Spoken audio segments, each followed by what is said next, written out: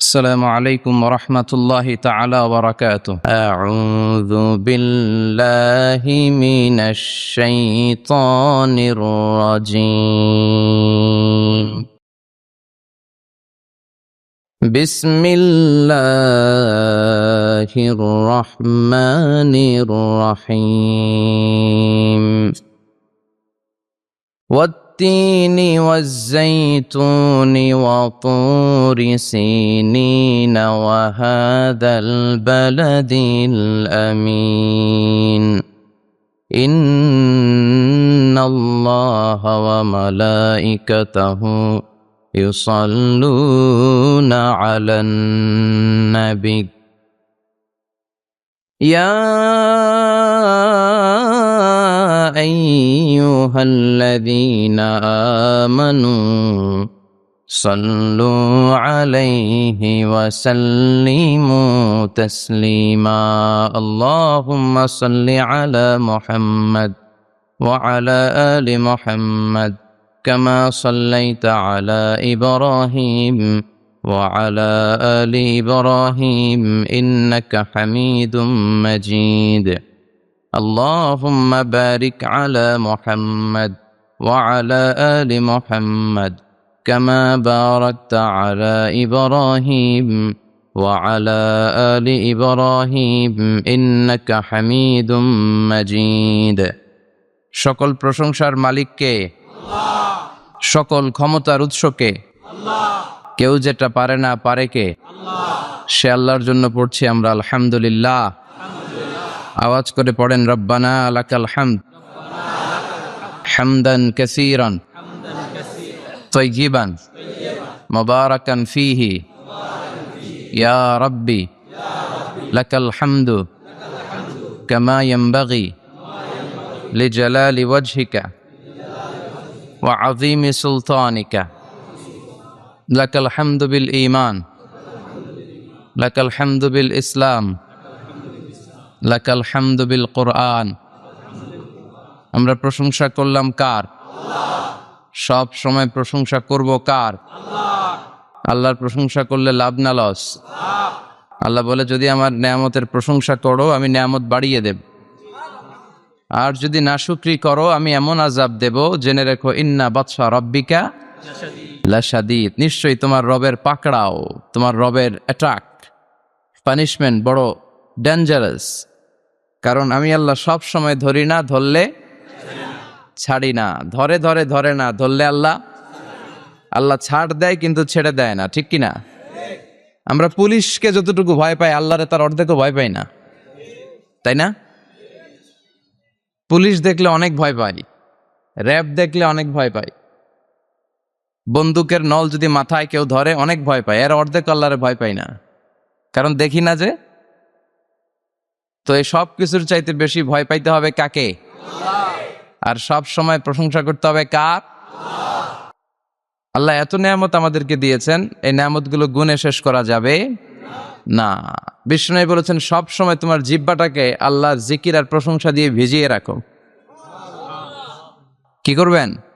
ভিজিয়ে রাখবেন। আরব বিশ্বে আমরা যখন পড়াশোনা করতাম তখন দেখতাম যে রাস্তাঘাটে বিভিন্ন জায়গায় আজকারগুলো আল আদইয়াতুল মাসুরা মাসনুন দোয়াগুলো তারা লিখে রাখতো, যাতে মনের অজান্তেই তাদের চোখ ওই সাইনবোর্ডে পড়লে তারা যেন ওই দোয়াগুলো পড়তে পারে। রাস্তার মধ্যে লেখা থাকতো সুবহানাল্লাহ, আলহামদুলিল্লাহ, আল্লাহু আকবার, লা ইলাহা ইল্লাল্লাহ। আপনি উঁচু কোনো জায়গায় উঠবেন বা লিফটে দিয়ে উপরে উঠবেন, সিঁড়ি দিয়ে উপরে উঠবেন, ওঠার সময় বায়ে লেখা আল্লাহু আকবার। কারণ হাদিসে এসেছে ইদা সাইদনা কাব্বারনা, আমরা যখন উপরের দিকে উঠতাম আমরা পড়তাম আল্লাহু আকবার। ওয়া ইদা নাযালনা সাব্বাহনা, আর যখন আমরা নিচের দিকে নামতাম আমরা পড়তাম সুবহানাল্লাহ। এজন্য হেঁটে হেঁটে কিংবা সিঁড়ি দিয়ে কিংবা লিফট দিয়ে এলিভেটর দিয়ে আপনি যখন উপরের দিকে উঠবেন কি পড়বেন? আওয়াজ করে পড়েন, কি পড়বেন? আর নিচের দিকে নামলে কি পড়বেন? এই তাসবিহগুলো পড়ে পড়ে জিহ্বাটারে ভিজিয়ে রাখার দরকার আছে না নাই? আমরা যেন আল্লাহর জিকির আর শুকর দিয়ে আমাদের হৃদয়টাকে, জিহ্বাটাকে সিক্ত করে রাখতে পারি। আল্লাহ তুমি তৌফিক দাও। ফরজ সালাতের পরে বিশ্বনবী তাসবিহগুলো পড়তেন, আমরা পড়তে চাই না।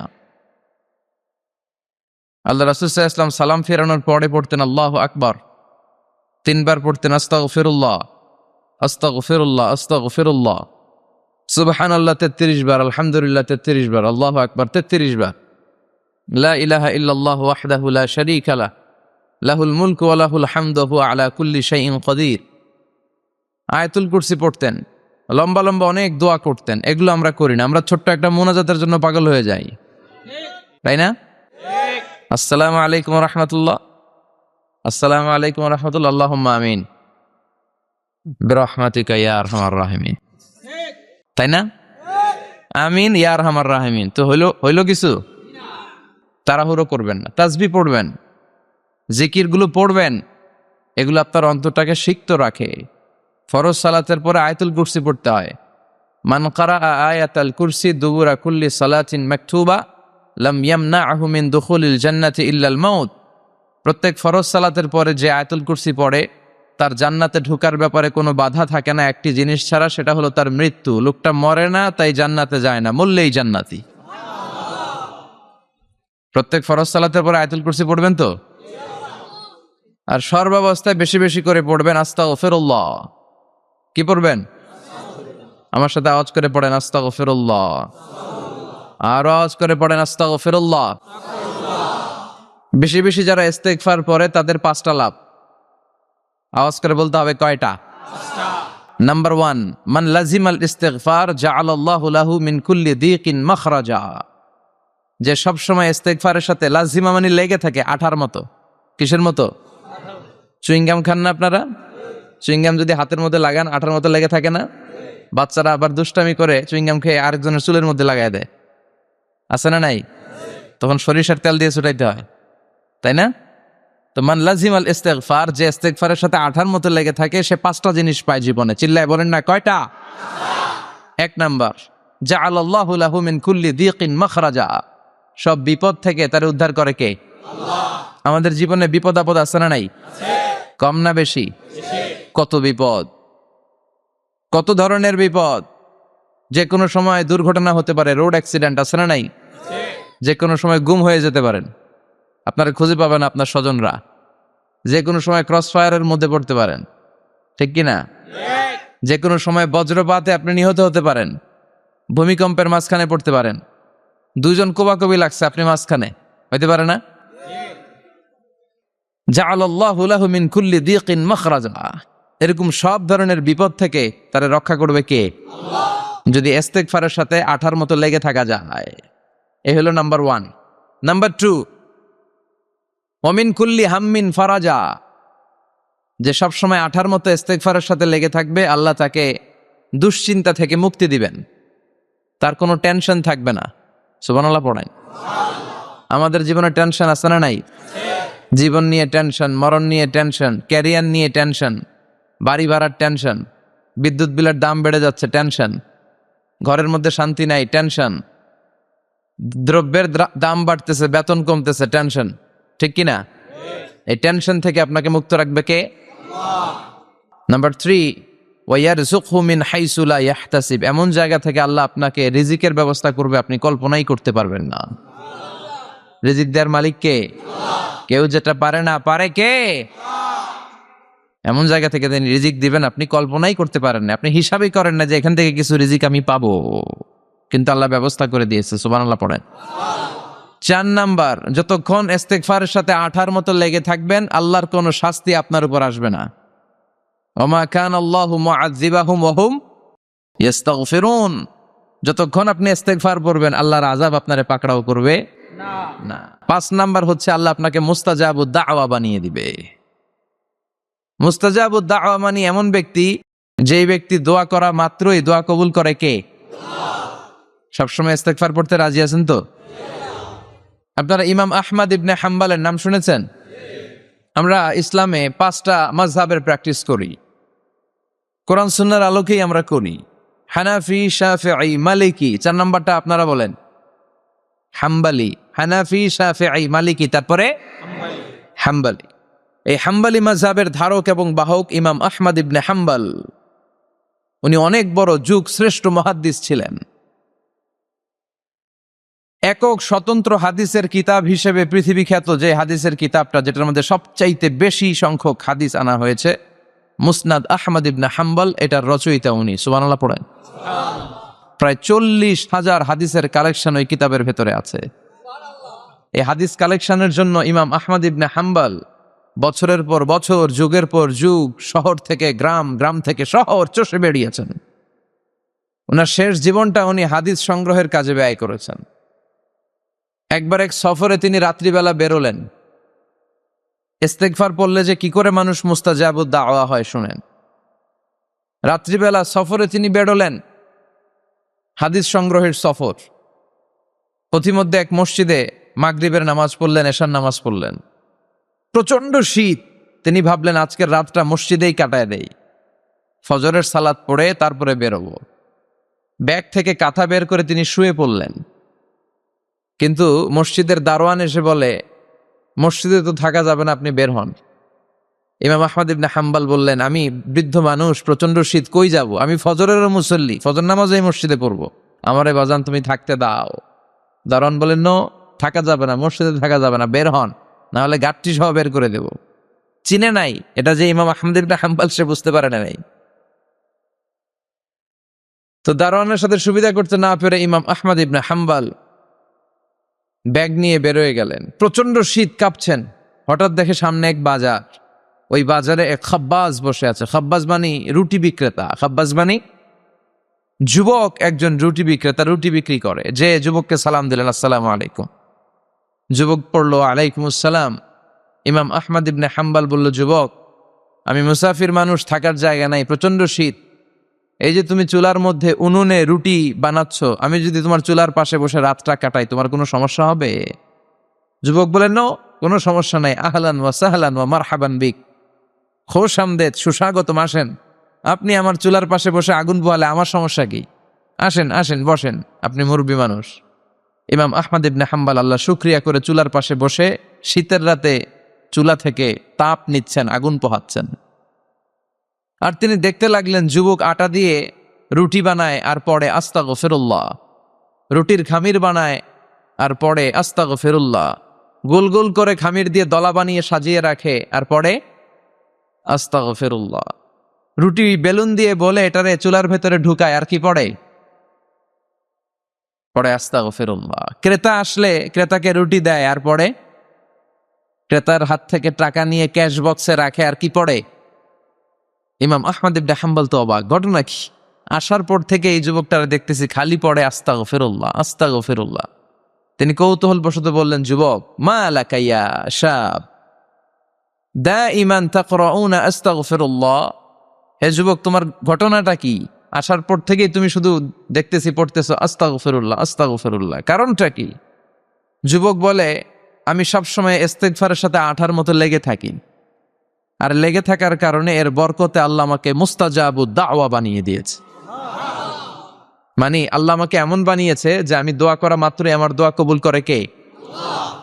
ইমাম আহমদ ইবনে হাম্বল বললেন, আনতা মুস্তাজাবুদ দাওয়া, তুমি মুস্তাজাবুদ দাওয়া, মানে তুমি দোয়া করলেই সেটা কবুল হয়ে যায়? যুবক বলে, না, আনা মুস্তাজাবুদ দাওয়া, আমি আমার জীবনে যত দোয়া করেছি সব কবুল করে নিয়েছে কে? আল্লাহ। আমি মুস্তাজাবুদ দাওয়া, আমি দোয়া করতে দেরি, কবুল হতে সেটা দেরি হয় না। তবে আমার পুরো জীবনের সব দোয়া কবুল হলেও একটা দোয়া এখনো কবুল হয় নাই। এটা শুনে ইমাম আহমদ ইবনে হাম্বলের কৌতূহল, কিউরিসিটি আরো বেড়ে গেল। তিনি বললেন, তোমার জীবনে সব দোয়া কবুল হয়েছে, একটা দোয়া কবুল হয় নাই, কি সেই দোয়া আমারে বলো? যুবক বলে, আমার জীবনে যে দোয়াটা কবুল হয় নাই সেটা হচ্ছে, আমি আল্লাহর কাছে দোয়া করে বলেছিলাম, আল্লাহ, শুনেছি এই জামানার সবচেয়ে বড় মুহাদ্দিসের নাম হচ্ছে ইমাম আহমদ ইবনে হাম্বল, আমি যেন ওই ইমাম আহমদ ইবনে হাম্বলের কপালে একটা চুমু দিয়ে মরতে পারি, তুমি তৌফিক দিয়েছ।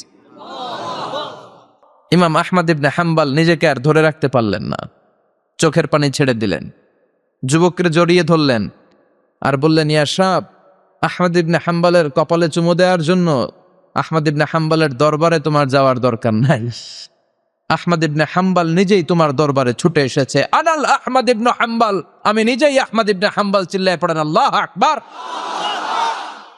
যুবকটি চিৎকার মেরে সাইয়েদনা আহমদ ইবনে হাম্বলকে জড়িয়ে ধরল। আহমদ ইবনে হাম্বলের হাতে হাত রেখে মুসাফা করলো।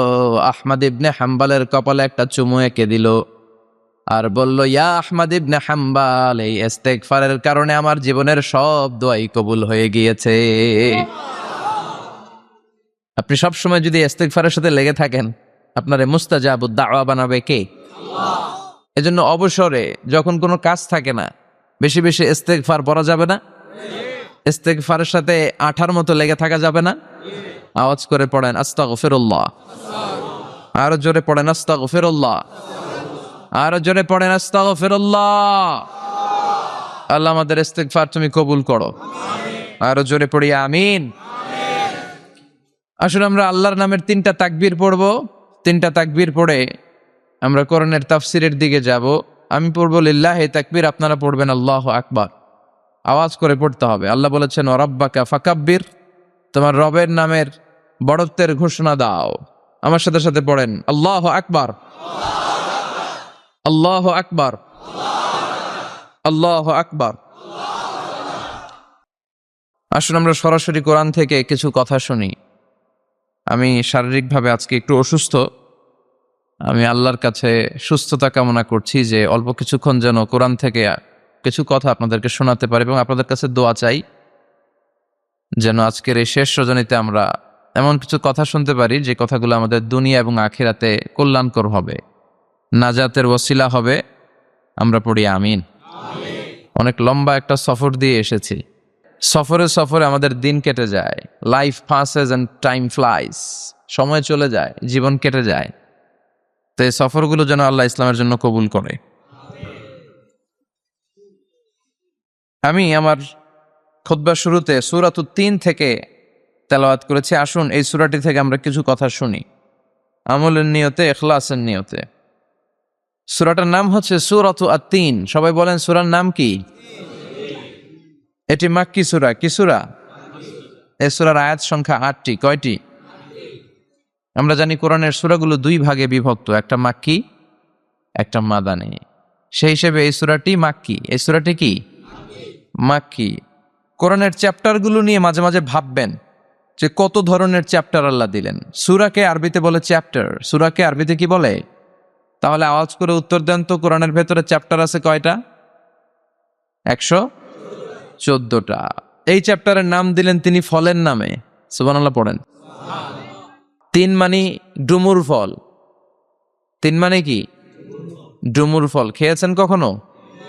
খান নাই? ছোটবেলা আমরা শুনতাম ডুমুর ফল খেলে নাকি মানুষ পাগল হয়ে যায়। আপনারা শুনছেন? এরকম অনেক আজে বাজে কথা কিন্তু আমরা ছোটবেলা শুনেছি, যেগুলোর ভিত্তি নাই। বলা হতো পরীক্ষার দিন সকালে কেউ যদি ডিম খেয়ে যায় তাহলে পরীক্ষা নাকি ডিম পায়। এটা ভুয়া কথা, ডাহা মিথ্যা। আমি সব সময় ফাইনাল পরীক্ষার দিন সকালে ডিম খেয়ে যেতাম আর পরীক্ষা দিয়ে ফার্স্ট হয়ে যেতাম। এজন্য ডিম খেয়ে গেলে কেউ ডিম পায় না। আমরা বিশ্বাস করি খাইরিহি ওয়া শাররিহি মিনাল্লাহি, ভালো হোক মন্দ হোক করে কে? আবার ছোটবেলায় বলা হতো ওষুধ খাওয়ার সময় বিসমিল্লাহ বলবি না, কারণ বিসমিল্লাহ বললে বরকত হয়, তোর রোগে বরকত হয়ে যাবে, মানে তোর রোগ বেড়ে যাবে। কি ডাকাত, ভুয়া কথা। সব ভালো কাজের আগে বিসমিল্লাহ। অবশ্যই আপনি ওষুধ খাওয়ার আগে বিসমিল্লাহ পড়বেন। কি পড়বেন? আমাদের দেশে শেখানো হয় ওষুধ হাতে নিয়ে যখন তুমি খাবা তখন পড়বা আল্লাহু শাফি আল্লাহু মুআফি। এটারে উল্টায় আবার বাংলাদেশকে আল্লাহ শাফি আল্লাহ মাফি। শব্দটা মাফি না, শব্দটা হচ্ছে মুআফি। আল্লাহু শাফি আল্লাহু মুআফি। খেয়াল থাকবে, পড়েন আল্লাহু শাফি আল্লাহু মুআফি, আল্লাহু শাফি আল্লাহু মুআফি। এটা কোনো হাদিসে নাই, পড়তে বলা হয় নাই, তবে অর্থটা খুব সুন্দর। আল্লাহই তিনি শিফা দান করেন, আল্লাহই রোগ থেকে মুক্তি দান করেন। ওষুধ আমি খাচ্ছি, মেডিসিন খাওয়া সুন্নাহ, কিন্তু ওষুধ আমারে শেফা দেয় না, মুআফাত দেয় না। আমারে শেফা দেয় কে? এই ঘোষণাটা, অ্যানাউন্সমেন্টটা বেশ ভালো, আপনি পড়তে পারেন, কিন্তু সুন্নাহ মনে করে না। এটা ভালো অর্থ, তাই পড়ি। আর বিসমিল্লাহ অবশ্যই পড়বেন। সব ভালো কাজের আগে কি? বিসমিল্লাহ। আল্লাহ বুঝার তৌফিক দান করো। তো এই যে এগুলো ভুয়া কথা, মাশহুর, এগুলোকে বলে মাশহুরুন বাইনা আলসিনাতিন নাস, মানুষের ঠোঁটে ঠোঁটে মুখে মুখে প্রচলিত, কোনো ভিত্তি নাই। এরপরে ছোটবেলা শুনতাম জট কলা খাওয়া যাবে না, মানে জোড়া কলা খেলে নাকি 2 বাচ্চা হয়, যমজ বাচ্চা নাকি হয়, একসাথে 2 বাচ্চা বলে না। আমি আরো বেশি বেশি খাইতাম, বলতাম এটা তো আরো ভালো, এক লগে 2 বাচ্চা হইলে 2 বারের কষ্ট একবারে সারলো, তাই না? এক একটা মায়ের এক একটা বেবি জন্ম দিতে কষ্ট হয় না? শুধু কষ্ট, কি পরিমাণে কষ্ট এটা মা জানে, বাবা জানে না। এজন্য বিষ্ণু বলেছেন মায়ের মর্যাদা বাবার চেয়ে কয় গুণ বেশি। আবার আল্লাহ বলেছেন হামালাতু উম্মুহু, বাবা তোমার পেটে ধরে নাই, পেটে ধরেছে কে? ওয়াহানা না আলা ওয়াহান, ব্যথা কষ্ট জ্বালা পেইন বাবা সহ্য করে নাই, করেছে কে? অফিসালহু ফি আমাইন, 2 বছর তোমারে বাবা দুধ খাওয়ায় নাই, দুধ খাওয়ালো কে? বিষ্ণু বললেন লাউ কাতাআতা জিলদাক, গায়ের চামড়াগুলো কেটে কেটে রোদে শুকিয়ে যদি মায়ের পায়ের 2টা জুতাও বানিয়ে দাও, ছোটবেলা যে দুধ খেয়েছো সেটার 1 ঢোক দুধের শোধ আদায় হবে না। এজন্য মা যে কি কষ্ট করে, এখানে বেশিরভাগই আমরা নর্মাল প্রসেসে পৃথিবীতে এসেছি, তাই না? সিজারিয়ান বেবি খুব কম, থাকলে 1-2টা।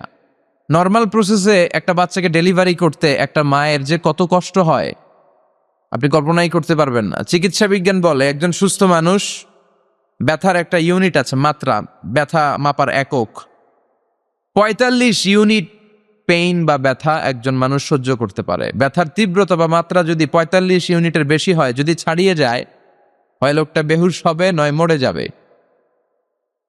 আমার আর আপনার মা যখন আমাদেরকে নর্মাল প্রসেসে ডেলিভারি করেছেন তখন তারা 45 না 57 ইউনিট প্লাস 57 থেকে 60 ইউনিটের পেইনও তারা ছাড়িয়ে গেছে। 57 ইউনিটেরও বেশি ব্যথা তারা সহ্য করেছে, যেটা কোনো অ্যাক্সিডেন্টে আপনার দেহের 206টা হাড্ডি আছে তো 20টা হাড্ডি একসাথে কোনো অ্যাক্সিডেন্টে ভেঙে গেলে যত ব্যথা তার চেয়েও বেশি ব্যথা। এজন্য মায়ের মনে কষ্ট দেয়া যাবে, মায়ের মনে কষ্ট দিয়ে জীবনে কেউ সফল হতে পারে নাই। সাইয়েদনা মূসা আলাইহিস সালাম আল্লাহর একবার জিজ্ঞেস করলেন, আল্লাহ মাইয়া কুনু জালিসি ইয়াউমাল কিয়ামা, আল্লাহ আমার সাথে কিয়ামতের দিন জান্নাতে সাথী কে হবে? আল্লাহ বললেন জালিসুকা ফিল জান্নাতি জাজ্জার, তোমার সাথী হবে কিয়ামতের দিন বিচার শেষে জান্নাতে যখন ঢুকবা তোমার সাথী হবে একজন কসাই। কসাই চিনেন? কি করেন? গোশত কাটে। সাইয়েদনা মূসা আলাইহিস সালাম অবাক হলেন, ঘটনা কি? কসাই, আমি হইলাম নবী আর আমার সাথে জান্নাতে থাকবে? হাউ কাম ইটস পসিবল, এটা কিভাবে সম্ভব? আল্লাহ বললেন নিজেই দেখে আসো এটা কেমন কসাই। সাইয়েদনা মূসা আলাইহিস সালাম ছদ্মবেশে কসাইয়ের দোকানে দাঁড়িয়ে রইলেন, দেখলেন স্পেশাল বিশেষ কোনো আমল নাই, কসাই শুধু গোশত কাটে, গোশত বিক্রি করে। দিন শেষে দোকান বন্ধ করে প্যাকেটের ভেতরে গোশত নিয়ে বাড়িতে রওনা হয়েছে। বাড়ির ভেতরে ঢুকে যাওয়ার পর সাইয়েদনা মূসা আলাইহিস সালাম ঘরের দরজার কড়া নাড়লেন। কসাই বলে মান আনতা, তুমি কে? মূসা আলাইহিস সালাম বললেন আনা মুসাফির, আমি মুসাফির, থাকার জায়গা নেই, আপনি যদি থাকার জায়গা দেন আপনার বাড়িতে থাকবো। কসাই বলে আসেন। সাইয়েদনা মূসা আলাইহিস সালাম ঢুকলেন। কসাই বলে এই ঘরে একটু থাকেন, ওই ঘরে আমার একটু কাজ আছে। মূসা আলাইহিস সালাম বললেন যান, কাজ সেরে আসেন। মূসা আলাইহিস সালাম খেয়াল করলেন ওই ঘরে মাচার উপর থেকে বয়োবৃদ্ধ এক নারীকে তিনি নামিয়ে গোসল করালেন, টাওয়াল দিয়ে গা মুছিয়ে দিলেন। এরপর দোকান থেকে আনা সুন্দর গোশতের টুকরাটারে নিজ হাতে কেটে রান্না করলেন। তারপর রুটি বানালেন আর গোশত আর রুটি হাতে নিয়ে ওই মহিলার মুখে তুলে দিচ্ছেন। মহিলা খাচ্ছে, খায় আর বিড়বিড় করে কি যেন দোয়া পড়ে। সুবহানাল্লাহ পড়বেন না? ওই মহিলাকে খাওয়ানোর পরে কসাই সাইয়েদনা মূসা আলাইহিস সালামকে মেহমান হিসেবে খাবার নিয়ে আসলেন। বললেন ও পথিক খাবার খান, সকালবেলা আপনিও চলে যাবেন, আমিও যাব আমার দোকানে, খেয়ে আপনি ঘুমিয়ে পড়েন। মূসা আলাইহিস সালাম বললেন ততক্ষণ পর্যন্ত তোমার আনা খাবারে আমি হাত দিব না যতক্ষণ না তুমি বলবা ওই মহিলাটাকে। কসাই বলে হাদিহি উম্মি, এটা আমার মা। হাদিহি উম্মি, এটা আমার মা। এই দুনিয়া এই মা ছাড়া আমার কেউ নাই, আমিও ছাড়া আমার মায়ের কেউ নাই। তাই প্রতিদিন দোকানের কাজ শেষ করে গোশত এনে রান্না করে আমার মারে আমি খাওয়াই। হাদিহি উম্মি, এটা আমার জনম দুঃখিনী মা। সাইয়েদনা মূসা আলাইহিস সালাম বুঝলাম তোমার মা, কিন্তু তুমি যখন রুটি তোমার মায়ের মুখের ভেতরে তুলে দিচ্ছিলে তোমার মা বিড়বিড় করে কি যেন পড়লো, কি পড়ে তোমার মা? কসাই বলে, আমার মায়ের একটা পাগলা দোয়া আছে। কি দোয়া? আমি জানি কশিন কালো এই দোয়া কবুল হবে না।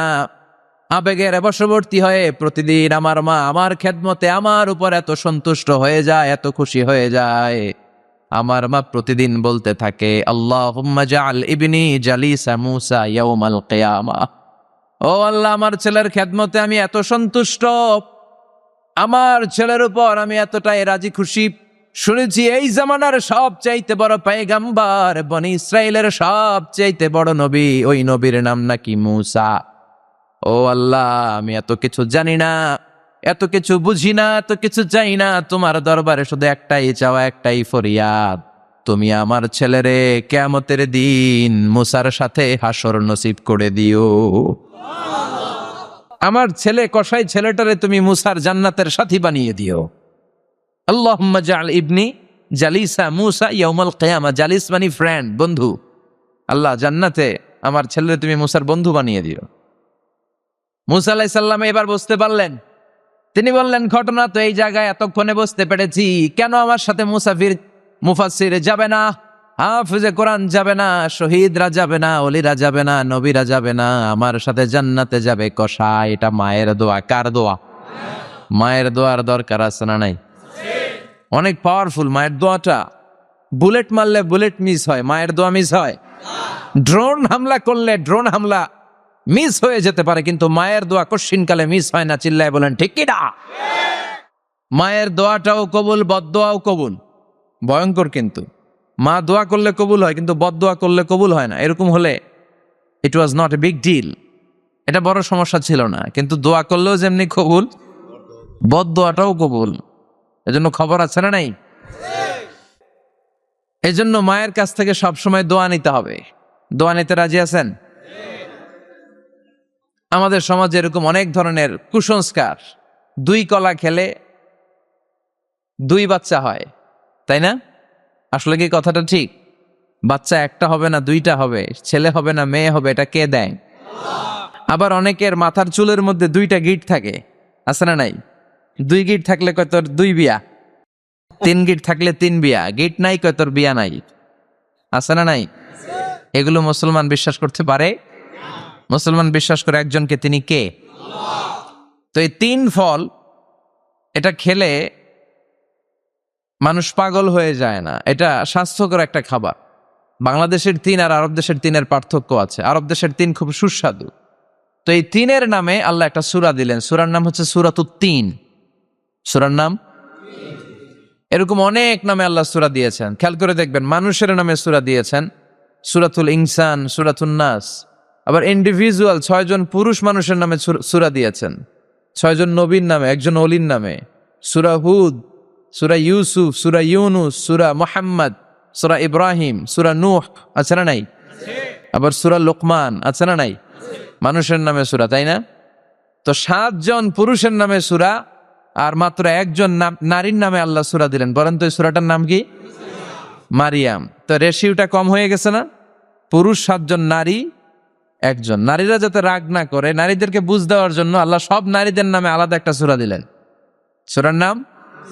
তার মানে আল্লাহ নারীকে খুশি রাখতে চায়, বিশ্বনবীও নারীদেরকে খুশি রাখতে চায়। আমার অনেকে বলে, হুজুর আপনি নারীদের পক্ষে কথা বলেন বেশি। আমি সবার পক্ষেই বলি, যার যেটা অধিকার তাকে সেটা দিতে হবে, ঠিক কিনা? নারীরা সম্মানিতা, তাদেরকে সম্মান দিতে হবে। বিশ্বনবী তাদেরকে সম্মান দিতেন। মা আয়েশাকে বিশ্বনবী সবসময় আগে সালাম দিতেন। সুবহানাল্লাহ পড়েন। খাদিজা রাদিয়াল্লাহু তাআলা আনহাকে আল্লাহ তাআলা আরশের উপর থেকে সালাম পাঠিয়েছেন।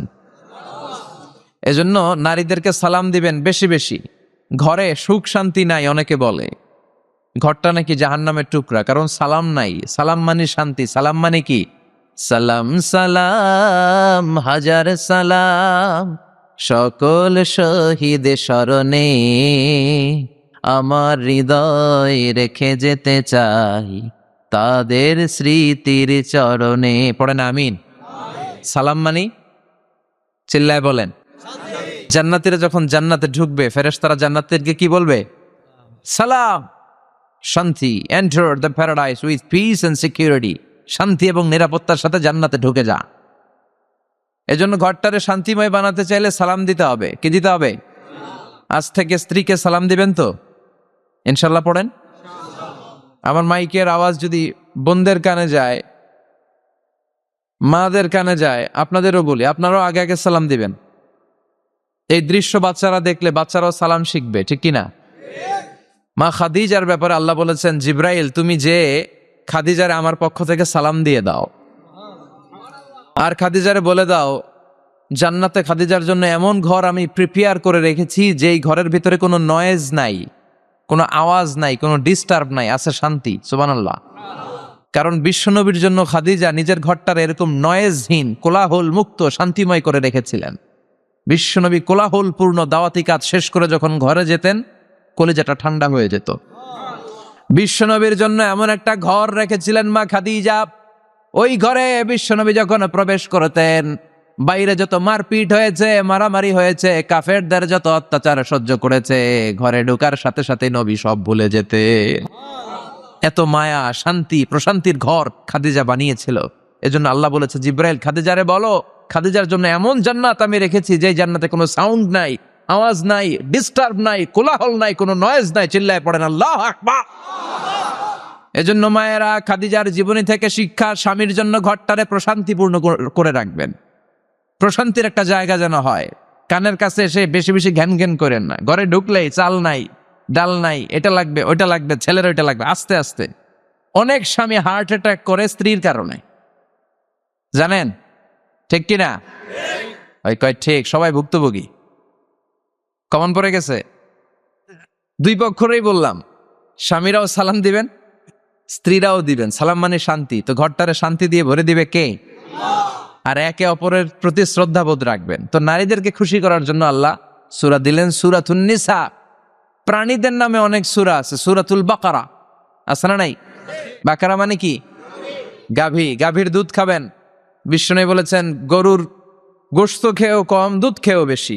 আলাইকুম বি আলবানিল বাকার, তোমাদের উচিত গরুর দুধ খাওয়া। ফাইন্নাহা তুরাম্মু মিনাল আশজার, কেননা গরুর দুধ এটা হচ্ছে সবুজ ঘাস আর পাতার নির্যাস। ফিলাবানিহা শিফা, গরুর দুধে আছে শিফা। ও ফি লুহুমিহা দা, গরুর গোশতে আছে রোগ। গোশতে আছে কি? গরুর গোশত খাইলে রোগ বাড়ে না? অনেক ডাক্তার আছে, এরা সিরিয়াল নেয় না, যারা গরুর গোশত খায় বেশি। বলে লাল মাংস যারা খাবে এরা যেন আবার সিরিয়াল না দেয়। আছে না নাই? বিশ্বনবীর খাবারের তালিকায় দুধ ছিল। বিশ্বনবী বলতেন বেশি বেশি দুধ খেও। এবং বিশ্বনবী বলেছেন মায়েরা যেন তাদের বাচ্চাদেরকে দুধ খাওয়ায়। মায়ের বুকে প্রথম যে দুধটা, সেটাকে বলে শাল দুধ। এটা বাচ্চার জীবনের প্রথম প্রাকৃতিক টিকা। সুবহানাল্লাহ পড়েন। আমরা কত টাকা দিয়ে দামি দামি টিকা দেই, কিন্তু প্রথম টিকাটা আল্লাহ ফ্রি দিছেন। সুবহানাল্লাহ পড়েন। বাকারার নামে সূরা দিলেন, আনকাবুত মাকড়সার নামে সূরা দিলেন, নাহাল মৌমাছির নামে সূরা, নামাল পিঁপড়ার নামে সূরা। সুবহানাল্লাহ পড়েন। এইভাবে আপনি খুঁজলে কোরআনের চ্যাপ্টারগুলো যে কত সুন্দর সুন্দর নাম দিয়ে আল্লাহ দিয়েছেন, তারই ধারাবাহিকতায় আজকের সূরাটির নাম দিয়েছেন আল্লাহ একটা ফলের নামে। কিসের নামে? তিন ফলের নামে। সূরার নাম কি? সাইয়েদনা বারা ইবনে আযিব রাদিয়াল্লাহু তাআলা আনহু বর্ণনা করেন, বুখারীর বর্ণনা। তিনি বলেন, সামি'তু রাসূলুল্লাহ ইয়াকরাউ সূরাতাত তিন ফি সালাতিল ইশা। আমি বারা ইবনে আযিব রাদিয়াল্লাহু তাআলা আনহু এশার নামাজে বিশ্বনবীকে সূরাতুত তিন তেলাওয়াত করতে শুনেছি। কোন নামাজে? কোন সূরা পড়তেন? কোন নামাজে? কোন সূরা? মনে থাকবে? পড়বেন তো? তিনি বলেছেন এশার নামাজে আমি বিশ্বনবীকে সূরাতুত তিন তেলাওয়াত করতে শুনেছি। ফামা সামি'তু আহসানা সাউতিন মিন সাউতি রাসূলিল্লাহ। আল্লাহ রাসূলের কণ্ঠের চাইতে এত মধুর কণ্ঠ আমার জীবনে শুনি নাই। বিশ্বনবী যখন তেলাওয়াত করতেন, সাহাবাদের কলিজা ঠান্ডা হয়ে যেত। সাহাবারা মাঝে মাঝে খাবার না পেলে, ঘরে খাদ্য না থাকলে বিশ্বনবীর কাছে চলে আসতেন। এসে বিশ্বনবীর চেহারার দিকে তাকায় থাকতেন, ওনার কণ্ঠে তেলাওয়াত শুনতেন। বিশ্বনবীর তেলাওয়াত শুনলে চেহারার দিকে তাকায় থাকলে ক্ষুধার কথা তারা ভুলে যেতেন। কি কণ্ঠ ছিল বিশ্বনবী! অনেকে বলে সাইয়েদনা দাউদ আলাইহিস সালামের কণ্ঠ ছিল অনেক চমৎকার, এটা ঠিক, কিন্তু বিশ্বনবীর চাইতে বেশি সুন্দর না। আকাবা উপসাগরের তীরে বসে সাইয়েদনা দাউদ যখন তেলাওয়াত করতেন, সাগরের মাছগুলো সাগর ছেড়ে ডাঙ্গায় চলে আসতো। বনের পশু বন ছেড়ে বাইরে আসতো, আকাশের পাখি আকাশ ছেড়ে দিয়ে নিচে নেমে আসতো। কিন্তু বিশ্বনবীর কণ্ঠটা এর চেয়ে বেশি সুন্দর ছিল। সুবহানাল্লাহ।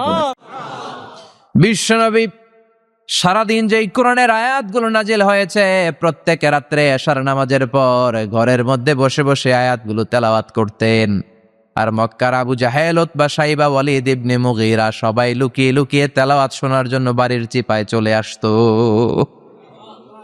আবু জাহেল, উতবা, সাইবা এটা কি বিশ্বনবীর পক্ষের লোক না বিপক্ষের? বিপক্ষের লোক হয়েও নবীর কণ্ঠের তেলাওয়াত শোনার জন্য পাগল। তাইলে কণ্ঠটা কি নরমাল কণ্ঠ ছিল? যেন তেন কণ্ঠ ছিল। আবু জাহেল ছিল মক্কা শহরের প্রেসিডেন্ট। সে ঘোষণা দিয়ে দিত, কেউ মুহাম্মাদের কণ্ঠের তেলাওয়াত শুনবা না, শুনতে যেতে পারবা না। সবাইকে নিষেধ করে রাত্রিবেলা চোরের মতো নিজেই যাইতো। সুবহানাল্লাহ পড়লেন। হজের মৌসুমে আবু জাহেল ঘোষণা দিয়ে দিল, খবরদার, মক্কায় ঢুকার যতগুলো গেট আছে সবগুলো গেটে তোরা দাঁড়ায় থাকবি। হাজিদেরকে বলবি মক্কায় নতুন একটা পাগল এসেছে, তার কথা যারা শুনে তারাও পাগল হয়ে যায়। নাউজুবিল্লাহ পড়া। তার কর্মী বাহিনী হজের মৌসুমে বিভিন্ন গেটে পাঠায় দিল। মক্কায় ঢুকার হাজিদের যত গেট, বিভিন্ন দেশ থেকে হাজিরা আসবে, কর্মীদেরকে বলে দিল তোরা বলবি এই এলাকায় নতুন এক পাগলের আমদানি হয়েছে, নাম মুহাম্মদ। পড়েন না আউযুবিল্লাহ।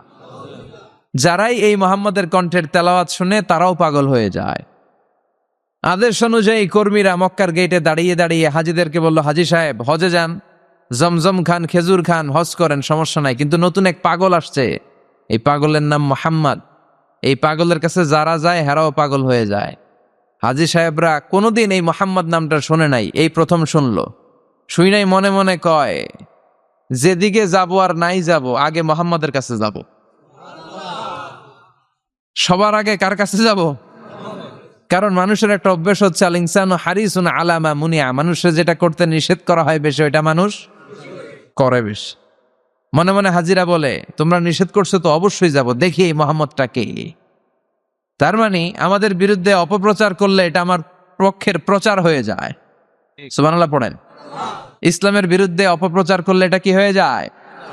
প্রচার হয়ে যায়। ইউরোপ আমেরিকাতে ইসলামের নামে ট্যাগ লাগায় এক্সট্রিমিস্ট, জঙ্গি। আমরা নাকি জঙ্গি, আমরা নাকি এক্সট্রিমিস্ট।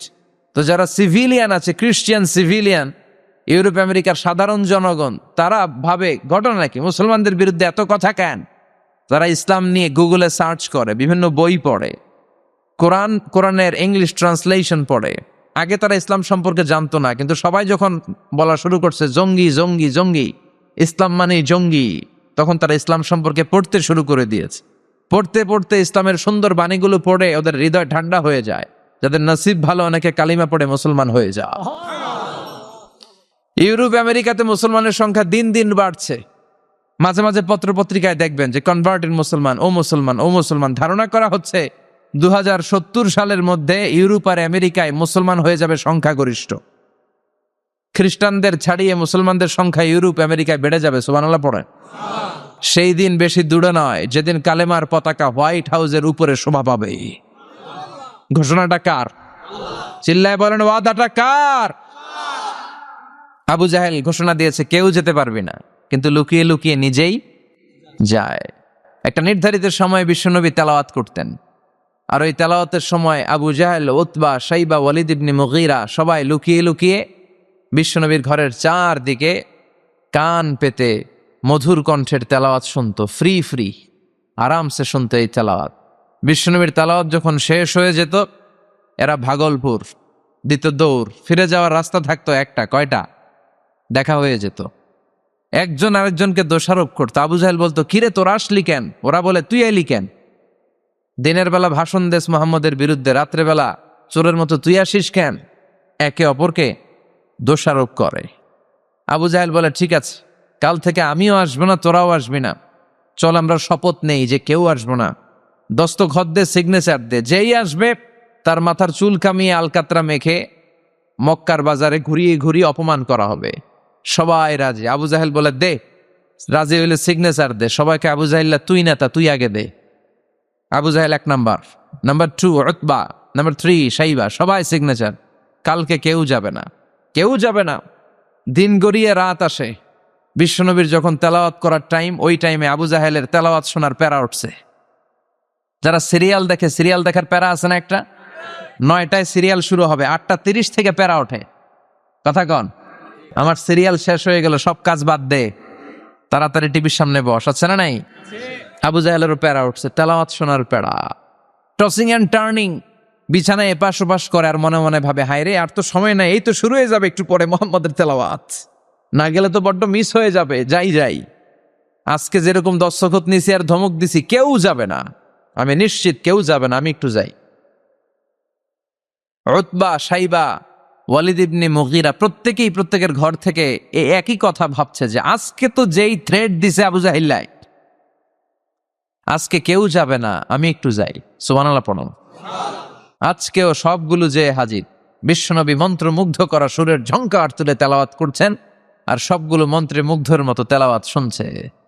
বিশ্বনবীর তেলাওয়াত শেষ, সব দিছে দৌড়। ফিরে যাওয়ার রাস্তা কয়টা? আজকেও দেখা। আবু জাহিল্লা কয়, কিরে তোরা আইলি কেন? সবাইকে আবু জাহিল্লা তুই আইলি কেন, একে অপরকে দোষারোপ করে। এই ঘটনাটা শোনানোর উদ্দেশ্য হচ্ছে বিশ্বনবীর কণ্ঠটা যেন তেন কোনো কণ্ঠ ছিল না, এই কণ্ঠে সুরের ঝংকার ছিল, ঠিক কিনা? এজন্য সাইয়েদনা বারা ইবনে আযিব রাদিয়াল্লাহু তাআলা আনহু বুখারীর বর্ণনায় বললেন, ফামা সামি'তু আহসানা সাওতান মিন সাওতি রাসূলিল্লাহ, বিশ্বনবীর কণ্ঠের চাইতে এরকম সুরেলা কণ্ঠ আমার জীবনেও আমি শুনি নাই। আর বিশ্বনবীকে এই সূরাটা কোন নামাজে পড়তে শুনছে? পড়বেন তো আপনারা? আল্লাহ তৌফিক দান করো। এই সূরাটা আল্লাহ কসম দিয়ে শুরু করছে, কি দিয়ে? 3 ফলের কসম দিয়ে। মনে রাখবেন, মান কানা ইয়াহলিফ ফালইয়াহলিফ বিল্লাহ, যার কোনো কারণে কসম কাটতেই হয় সেজন্য আল্লাহর নামে কসম কাটে, আও লিয়াসমুত, আর না হলে যেন চুপ থাকে। আল্লাহ ছাড়া কারো নামে কসম কাটা যাবে? কিন্তু আমাদের দেশে অনেক কিছুর নামে কসম আছে না নাই? আমরা কোরআন শরীফের নামে কসম কাটি, অনেক সময় কাবার নামে কসম কাটি, মায়ের বুকের দুধের কসম, বিদ্যার কসম কাটি না? কাটা যাবে? আর কি কি জিনিসের কসম কাটেন বলেন? হ্যাঁ, মায়ের কসম না, মায়ের কসম কাটা যাবে না। আর কি কি জিনিসের কসম কাটেন বলেন? আল্লাহর কসম কাটা যাবে। আর মাজারের কসম খাইস না, মাজারের কসম কাটা যাবে। আর কিসের কসম কাটে এই দেশে? বইয়ের কসম না, বইয়ের কসম কাটা যাবে না। আর আছে? হ্যাঁ, আল্লাহ ছাড়া কারো নামে কসম কাটা যাবে, কিন্তু আল্লাহ চাইলে সবকিছুর নামে কসম কাটতে পারেন। চিল্লায় কোন সুবহানাল্লাহ। সে আল্লাহ বললেন, ওয়াত্তিনি ওয়াজ্জাইতুনি ওয়া তুরি সিনিনা ওয়া হাযাল বালাদিল আমিন। 3-এর কসম। কিসের কসম? 3 ফুলের কসম। এজন্য আল্লাহ বলেছেন ওয়াত্তিন। চিল্লায় বলেন, কি পড়েছেন? সম্মানিত ভাইয়েরা, খেয়াল রাখবেন, কসম যখনই আল্লাহ কেটেছেন তখনই আল্লাহ ওয়াও ব্যবহার করেছেন। এটাকে বলে, এই যে এটা কিন্তু তাফসিরের আসল কথা, মনে রাখেন, ওয়াও আল কাসামিয়া, এটার বলে কসম কাটার ওয়াও। যত জায়গায় আল্লাহ কসম কেটেছেন তত জায়গায় আল্লাহ কি ব্যবহার করেছেন? চিল্লায় বলেন। আমরা অবাক হয়ে গেলে আমরা পড়ি ওয়াও, এই ওয়াও না, আমরা ওয়াও বলি না? অবাক করা জিনিস দেখলে কি বলে ছেলেবেলে? ওয়াও, এই ওয়াও নয়।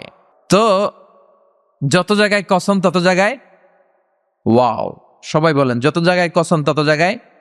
যেমন আল্লাহ কোরআনে যুগের শপথ করেছেন, সময়ের কসম করেছেন। আল্লাহ বলেছেন ওয়াল আসর। কি বলেছেন? ওয়াও আছে না নাই? আল্লাহ পাহাড়ের কসম করেছেন, আল্লাহ বলেছেন ওয়াত্তুর। আল্লাহ ফজরের কসম করেছেন, আল্লাহ বলেছেন ওয়াল ফাজার। জিলহজের প্রথম 10 রাতের কসম করেছেন, তিনি বলেছেন ওয়ালায়ালিন আশার। জোড় আর বেজোরের কসম করেছেন, তিনি কি বলেছেন? ওয়াশফাঈ ওয়াল ওয়াতর। তারই ধারাবাহিকতা এখানে তিনি 3 ফলের কসম কেটেছেন, আর তিনি বলেছেন ওয়াত্তিন। চিল্লায় বলেন, তিনি কি বলেছেন? মানে 3-এর কসম। কিসের কসম? 3 ফল। ডুমুর ফলের কসম কেটেছেন, কারণ এই ফলের অনেক উপকারিতা আছে। এটা আরব বিশ্বে আরবদের কাছে খুবই গুরুত্বপূর্ণ সুস্বাদু একটা ফল। কালো ডুমুর হয়, সাদা ডুমুর হয়। এই ডুমুর ফল খেলে ডায়াবেটিক্স রোগীদের অনেক উপকার হয়। ডায়াবেটিক্স আমাদের জাতীয় রোগ না? ডায়াবেটিক্স আছে কার কার? অনেকের আছে না, এই ডায়াবেটিক্স আল্লাহ ভালো করে দিবে। কি খাবেন? ডুমুর ফল খাবেন। অনেক নারীদের ইররেগুলার মেনস্ট্রুয়েশনাল পিরিয়ড হয়, অনিয়মিত অনিয়ন্ত্রিত মাসিক। এই ডুমুর ফলের সেদ্ধ করা পানি যদি খায়, তাদের মাসিক নিয়মিত হয়ে যাবে। এটার মধ্যে অনেক স্ট্রেংথ এন্ড স্ট্যামিনা আছে। আর এই ফলটা জান্নাতি ফল। কি ফল? এটা জান্নাতি ফল। এই 3 গাছটা জান্নাতের গাছ। সাইয়েদনা আদম আলাইহিস সালামকে আল্লাহ বললেন, ওয়ালা তাকরাবা হাযিহি আশ-শাজারাতা ফাতাকুনা মিনাজ যালিমিন। ও আদম, তুমি আর হাওয়া মিলে জান্নাতে ঘুরো, জান্নাতে খাওয়া দাওয়া করো, যা মনে চায় করো, কিন্তু একটা নিষিদ্ধ গাছ আছে, ওই গাছের কাছে যাওয়া যাবে না। কার কথা? সব খাও, সব করো, কিন্তু নিষিদ্ধ গাছের কাছে যাওয়া যাবে না। আদম আলাইহিস সালাম শয়তানের ওয়াসওয়াসায় পড়ে ওই গাছের ফলই খেয়ে ফেললেন। ওয়ালাকাদ আহিদনা ইলা আদামা মিন ক্বাবলু ফানাসিয়া ওয়া লাম নাজিদ লাহু আজমা। আমি আদমকে স্পেশাল একটা অর্ডার করেছি, ওই অর্ডার আদম রক্ষা করতে পারে নাই। পারবে কেমন? আদম তো ভুলে গেছে। আদম আলাইহিস সালাম কি করছে? ভুলে গেছে। ভুল করে তিনি খেয়ে ফেললেন। শয়তানের ওয়াসওয়াসায় পড়ে শুধু আদমই খান নাই, হাওয়াও খেলেন আলাইহিমাস সালাম। খাওয়ার সাথে সাথে ওনাদের জান্নাতের পোশাকগুলো খুলতে আরম্ভ করলো, নেকেড হতে শুরু করলেন। আদম আর হাওয়া দুইজনে কি হতে শুরু করলেন? উলঙ্গ হতে শুরু করলেন। গায়ের মধ্যে আর জামা নাই। সম্মানিত ভাইয়েরা, এখানে শিক্ষণীয় যে বিষয়টা সেটা হচ্ছে শয়তানের কাজ, শয়তানের মিশন জান্নাতেও যেটা ছিল দুনিয়াতেও এটা। শয়তানের মিশন হচ্ছে আদম জাত, বনি আদমের দেহ থেকে কেমন করে কাপড় খোলা যায়, নারীদেরকে কেমন করে উলঙ্গ করা যায়। জান্নাতে যেমনি আদম আর হাওয়া আলাইহিস সালামের কাপড় শয়তান খুলেছে, দুনিয়াতেও শয়তান আমাদেরকে অশ্লীল বানাতে চায়। চিল্লায় বলেন ঠিক কিনা? এজন্য আমার মায়েরা, আমার বোনেরা, যাদের কানে আমার মাইকের আওয়াজ যায়, খবরদার, শয়তানের এই ওয়াসওয়াসায় ফাঁদে পা দেয়া যাবে না।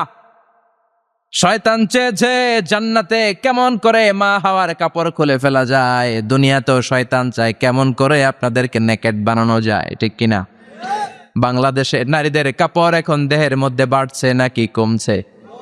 পোশাক আশাক নারীদের খাটো হতে শুরু করেছে। এটা শয়তানের মিশন। এজন্য মায়েরা বোনেরা খবরদার, পোশাককে ছোট করবেন না, খাটো করবেন না। হেজাব পরবেন। এই হেজাবকে ফরজ করেছে কে? এই হেজাব আপনার অধিকার। আপনার অধিকার আপনি বুঝে নেন। হেজাব আপনার অহংকার।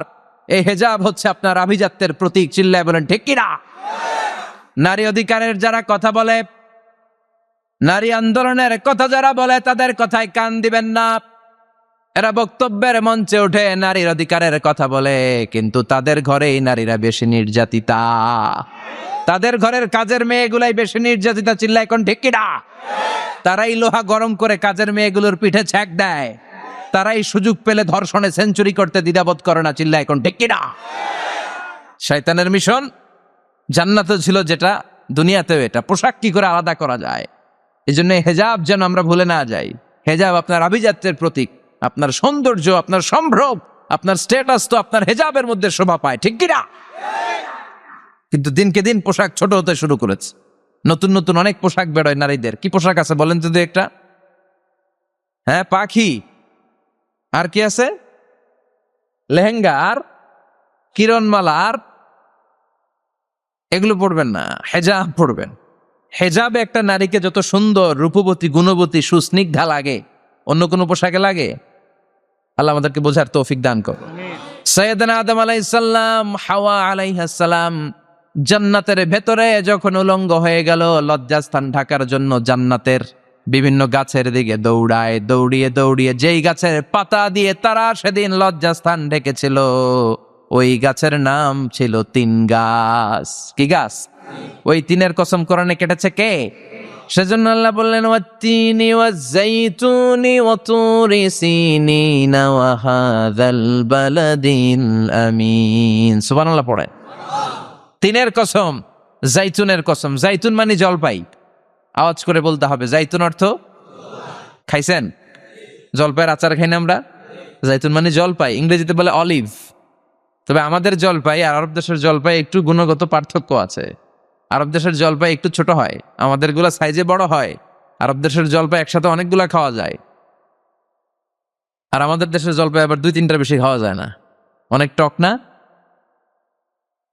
এই 7টা জলপাই আর একটা 3, এই মিক্স রেশিওতে যদি আপনি রেগুলার খান, আপনার বার্ধক্য রোধ হবে, আপনার স্বাস্থ্য ভালো থাকবে। আলহামদুলিল্লাহ পড়েন। এই জাইতুন গাছগুলো আরব দেশে হিল ট্রাক্টস, পাহাড়ি এরিয়াতে হয়, 100 বছর বেঁচে থাকে। বিশ্বনবী বলেছেন কুলু জাইতা ওয়াদ্দাহিনু ফাইন্নাহা মিন শাজারাতিন মুবারাকা। বিশ্বনবী বললেন জাইতুনের তেল খাও, জাইতুনের তেল গায়ের মধ্যে দাও, জাইতুনের তেল মালিশ করো, জাইতুনের ভেতরে বরকত ঢুকায় দিয়েছে কে? জাইতুনের তেল দাড়িতে চুলে মালিশ করলে দাড়ি চুল সহজে পাকে না। বিশ্বনবী সব সময় দাড়িতে চুলে জাইতুন মাখতেন, আমি নিজেও মাখি প্রতিদিন, আপনারাও মাখবেন। বাজারে পাওয়া যায়, যে বলবেন অলিভ অয়েল, কি বলবেন? অলিভ অয়েল বললে আপনাকে দিবে। স্পেনের, মেড ইন স্পেন, এদের অলিভ অয়েল ভালো। ফিলিস্তিনের যে অরিজিনাল অলিভ অয়েল, এটা ভালো, এটা খাওয়া যায়। তাম্বুতু বিদ্দুহুনি ওয়া সিবগিল্লিল আকিলিন, এটার অনেক কাজ, খাওয়াও যায়, মালিশও করা যায়, জাইতুনের ডাল ভেঙে মেসওয়াকও করা যায়। সুবহানাল্লাহ পড়েন। বিশ্বনবী বললেন নি'মাস সিওয়াকিয়া জাইতুন, জাইতুনের মেসওয়াক কতই না ভালো। ফাইন্নাহা সিওয়াকি ওয়া সিওয়াকুল আমবিয়াই মিন ক্বাবলি, কেননা আমি বিশ্বনবী নিজে জাইতুনের ডাল ভেঙে মেসওয়াক করি, আমার আগে লক্ষাধিক নবীরা সবাই জাইতুনের ডাল দিয়ে মেসওয়াক করেছেন। সুবহানাল্লাহ পড়েন। আপনার দেহের ব্যাড কোলেস্টেরলের লেভেল কমে যাবে যদি জাইতুন আপনি খান। দাড়িতে মাখবেন, চুলে মাখবেন, আবার সালাদের মধ্যেও জাইতুনের তেল দিয়ে খাওয়া যায় যদি এক্সট্রা ভার্জিন হয়। লেস দেন 1% অ্যাসিড দিয়ে এটাকে পিউরিফাইং করলে এটার বলে এক্সট্রা ভার্জিন। এরপর আরেকটা আছে ভার্জিন, 2% অ্যাসিড দিয়ে পিউরিফাইং করে। 3-4-5% অ্যাসিড দিয়ে পিউরিফাইং করলে ওটার বলে রিফাইন্ড পিওর, ওটা গায়ে মালিশ করবেন, বরকত আছে না নাই? এজন্য এই দুইটার কসম কোরআনে কেটেছে কে? এরপরে রব্বুল আলামিন বলেন ওয়া তুরি সিনিন,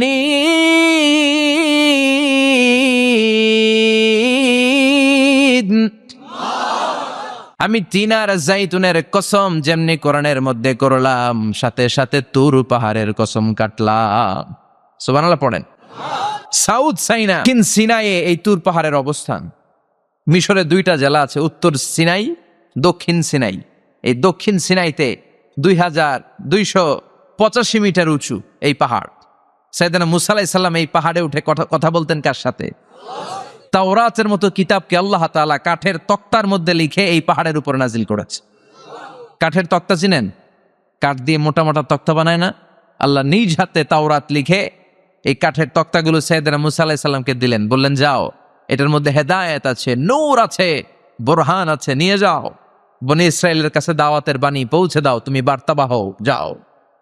সাইয়েদনা মুসা আলাইহিস সালাম দেখলেন ছোট্ট ছোট্ট কিছু কাঠের ফলকার তক্তা, ভাবলেন কাঁধের মধ্যে তুলে নিয়ে যাই, এর চেয়েও কত ভারী ভারী জিনিস আমি মুসা কাঁধের মধ্যে তুলে বেড়াই। কিন্তু সাইয়েদনা মুসা আলাইহিস সালাম তক্তার মধ্যে হাত দিয়ে দেখে কাঁধে উঠাবে তো দূরের কথা, নাড়াতেই পারে না। সুবহানাল্লাহ পড়ে। কাঁধে উঠাবে তো দূরের কথা, কি করতে পারে না? নাড়াতেই পারে না। মুসা আলাইহিস সালাম ভাবলেন এদিক দিয়ে মনে হয় শক্ত, ওদিকে মনে হয় নরম, ওদিক দিয়ে ধরি, ওদিকে টান দেয়, ওদিকেও নড়ে না, মাঝখানে ধরে টান দেয়, নড়ে না। ঘটনা কি? এর চেয়ে কত বড় তক্তা কাঁধে লয়ে ঘুরি, আর এগুলো নড়ে না কেন? আল্লাহ জিব্রাইলরে বলেন না একটু হেল্প করতে? আল্লাহ বললেন যাও, তোমারে হেল্প করতে কইছে। মুসা আলাইহিস সালাম বললেন ভাই জিব্রাইল তুমি এদিক দিয়ে ধরো, আমি ওদিক দিয়ে ধরি। আমরা এরকম ধরে বলি না মারো টান হেইয়ো, এই দুইজনে হেইয়ো হেইয়ো শুরু করছে, কিন্তু তক্তা নড়ে না। মুসা আলাইহিস সালাম বললেন চলো পজিশন চেঞ্জ করি, তুমি এদিকে আমি ওদিকে, মারো টান আরো জোরে, কিন্তু তক্তা নড়ে না। মুসা আলাইহিস সালাম বললেন আল্লাহ জিব্রাইলের যে সঙ্গী ফেরেশতা 11 বলো না একটু হেল্প করতে। আল্লাহ বলে যাও হেল্প করে আস। এবার সবাই মিলে মারো টান আরো জোরে, গায়ে যত জোর আছে। মুসা আলাইহিস সালাম তক্তা ধরে টান দিলেন, টানের চোটে প্রত্যেকটা লোমকূপ দিয়ে ঘাম বেরোতে শুরু করেছে। এক একটা টানে কোমরের রক ছিঁড়ে যাওয়ার অবস্থা, কিন্তু তক্তা নড়ে। আল্লাহ ডেকে বললেন মুসা রক ছিঁড়ার দরকার নাই, আর ঘেমে অস্থির আর ঘরমাক্ত হওয়ার দরকার নাই। আসলে তক্তার এত ওজন না, কিন্তু তক্তার মধ্যে যেই বাণীগুলো আছে এই বাণীগুলো কার? এটা আমার বাণী রে মুসা, এগুলো আমার কথা, এগুলো আমার দেওয়া কিতাব। এগুলো সাধারণ দুনিয়ার বাণী নয়, সাধারণ কথা নয়। এই জিনিসটা বোঝাবার জন্য তক্তার ওজন আমি বাড়িয়ে দিয়েছি। এবার ফেরেশতার সাহায্যের দরকার নাই, নিজেই টান দাও, দেখবা উঠাতে পারবা। সাইয়েদনা মুসা আলাইহিস সালাম এখন দেখে টান দিয়ে কাঁধে নেওয়া যায়। সুবহানাল্লাহ পড়ে। এই যে তুর পাহাড় তিনি মুসা আলাইহিস সালামকে দিয়েছিলেন, যেই পাহাড়ের উপরে, পাহাড়টার নাম তাওরাত কিতাব যে তিনি দিয়েছিলেন, যেই পাহাড়ের উপরে, ওই পাহাড়টার নাম কি? তুর পাহাড়। বিশ্বনবী মেরাজে যখন গিয়েছিলেন, সাইয়েদনা জিব্রাইল এই তুর পাহাড়ে বিশ্বনবীকে নামিয়ে বললেন, অন্ধকার, ইয়া রাসূলুল্লাহ উদউল্লাহ, আল্লাহর কাছে দোয়া করেন। বিশ্বনবী বললেন, জিব্রাইল দোয়া করলাম, কিন্তু কোন জায়গায় কোন পাহাড়ের উপরে আমারে নামালা? আমি তো এলাকা চিনি না, পাহাড় চিনি না, কোন পাহাড় এটা? সাইয়েদনা জিব্রাইল বললেন, নবী হাদিহি জাবালু মুসা তুর সাইনা, এটা আপনার ভাই মুসার পাহাড়, তুর পাহাড়। সুবহানাল্লাহ। এটার চূড়ায় বিশ্বনবী দোয়া করেছেন। এবং ইয়াজুজ মাজুজের আক্রমণ থেকে বাঁচার জন্য ঈসা আলাইহিস সালাম কিয়ামতের আগে সব মুমিন বান্দাদেরকে নিয়ে তুর পাহাড়ের উপরে উঠবে। সুবহানাল্লাহ পড়ে। আমি নিজেই তুর পাহাড়ের উপরে উঠছি 2 বার জীবনে। আমি মিশরে ছিলাম তো, ওখানে আমি শিক্ষা সফরে 2 বার আমরা প্রায় তুরে সাইনাতে সফর করতাম। ঠান্ডা একটা এলাকা, মিশরে, পুরো মিশরে গরম, ওদিকে ঠান্ডা। 3 ধর্মের লোকদের জন্য এটা একটা তীর্থস্থান, সবাই যায়। ইহুদিরা যায়, খ্রিস্টানরা যায়, আমরাও যেতাম। মাঝরাতে তুর পাহাড়ে উঠতে হয়, ফজরের সময় পৌঁছতে হয়, আবার 7টা-8টার দিকে ব্যাক করতে হয়। 10টা-11টার পরে সূর্যের তাপে পাথরের পাহাড় এত গরম হয়, ওখানে কোনো মানুষ দাঁড়িয়ে থাকতে পারে না। আমরাও উঠতেছি কাঁধের মধ্যে ব্যাগ নিয়ে, খ্রিস্টানরাও উঠতেছে, ইহুদিরাও উঠতেছে। ওইটার উপরে খ্রিস্টানদের একটা চার্চ আছে, গির্জা।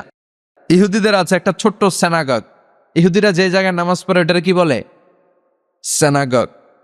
খ্রিস্টানরা যেটাতে নামাজ পড়ে ওটারে বলে চার্চ, গির্জা। আর আমরা যেটাতে নামাজ পড়ি মসজিদ। আমাদের একটা মসজিদ আছে ছোট। ফজরের সময় উঠলাম, উঠে তাকিয়ে দেখি সূর্য কিরণে পুরো তুর পাহাড়ের সিলসিলাতুল জিবাল, পাহাড়ি রেঞ্জ ঝিকিমিকি আলোতে সূর্যের কিরণে চমৎকার এক আভা, রক্তিম আভা ধারণ করেছে। সবাই মিলে আল্লাহর কাছে দোয়া করলাম। এই তুর পাহাড়ের কসম কেটেছে কে? রব্বুল আলামিন বলেন, ওয়াত-তিনি ওয়াজ-যাইতুনি ওয়া তুরি সিনিনা ওয়া হাযাল বালাদিল আমিন। তিনের কসম, জাইতুনের কসম, তুর পাহাড়ের কসম, আর এই নিরাপদ শহরের কসম। এই নিরাপদ শহর দ্বারা উদ্দেশ্য হচ্ছে মাক্কাতুল মুকাররমা।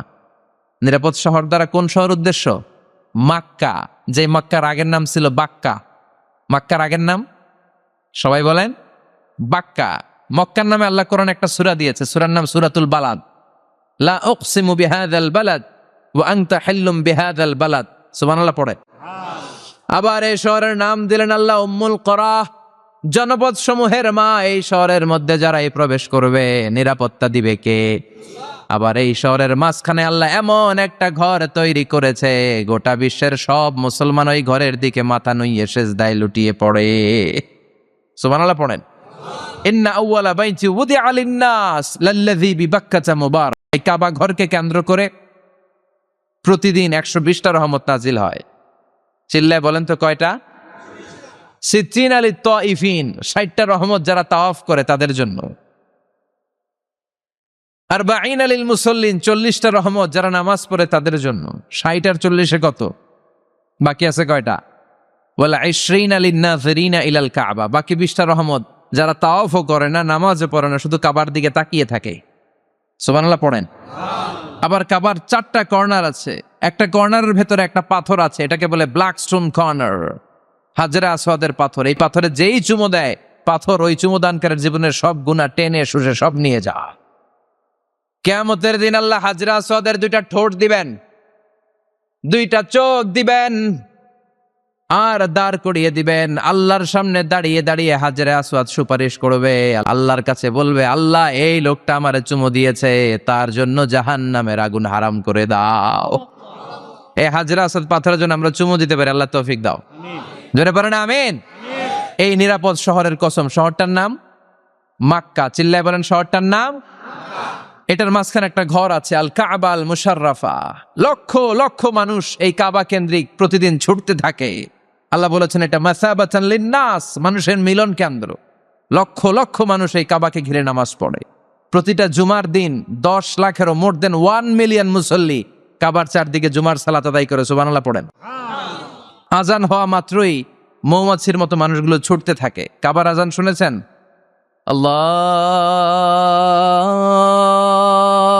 আকবার, আল্লাহু আকবার, আল্লাহু আকবার, আল্লাহু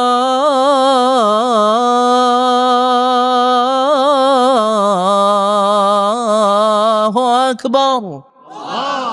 কি সুরেলা আজান, কাবার আজান। আজান হতে দেরি, আজান হতে দেরি। যদি 20-30 তলা হোটেলের কোনো ছাদ থেকে আপনি খেয়াল করেন, দেখবেন মৌমাছির মতো ডানে বায়ে সামনে পেছনে চারিদিক থেকে সারে আল হিজরা দিয়ে, সারে আজিয়াদ রোড দিয়ে, গাজ্জা দিয়ে, জারোয়াল দিয়ে, মেসফালা দিয়ে, ইব্রাহিম খালিলি দিয়ে মানুষগুলো কাবার দিকে ঢুকতে শুরু করেছে, ঠিক কিনা?